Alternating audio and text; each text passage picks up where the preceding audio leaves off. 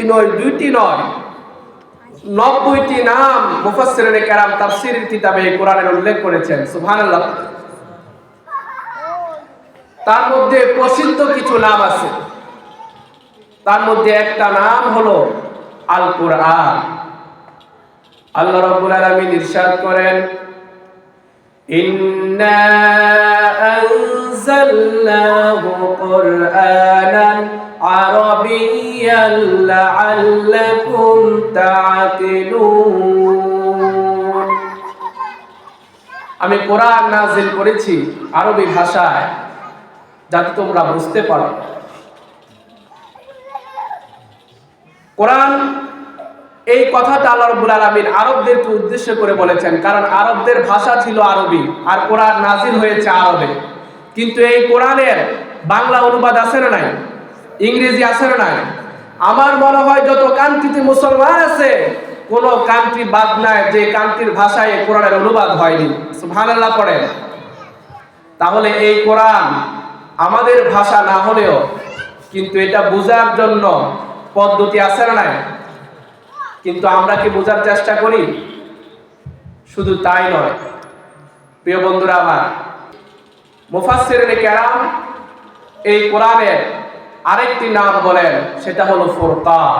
সেটা কি? ফুরকান।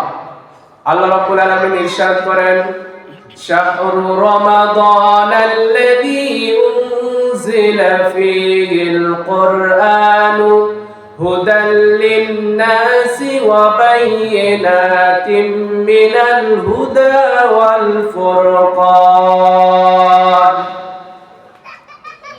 আল্লাহ রাব্বুল আলামিন বলেন, আমি এই কিতাব নাযিল করেছি রমাদান মাসে, এবং এই কিতাব বায়্যিনাতিম মিনাল হুদা, হেদায়েতের অথরিটি, হেদায়েতের দলিল হলো আল্লাহর কোরআন। শুধু তাই নয় প্রিয় বন্ধুরা আমার, আল্লাহ রাব্বুল আলামিন এই কোরআনের আরেকটা নাম রেখেছেন, যার নাম হলো কিতাব। আল্লাহ রাব্বুল আলামিন ইরশাদ করেন, কিতাবুন আনজালনাহু ইলাইকা লিতুখরিজান নাসা মিনাজ যুলুমাতি ইলান নূর।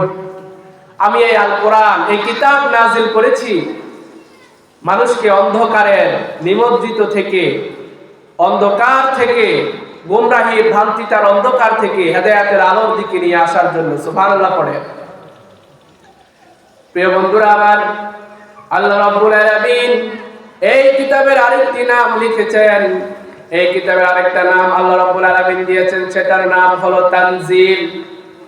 আল্লাহ রাব্বুল আলামিন বলেন, তানজিলুল আজিজির রাহিম।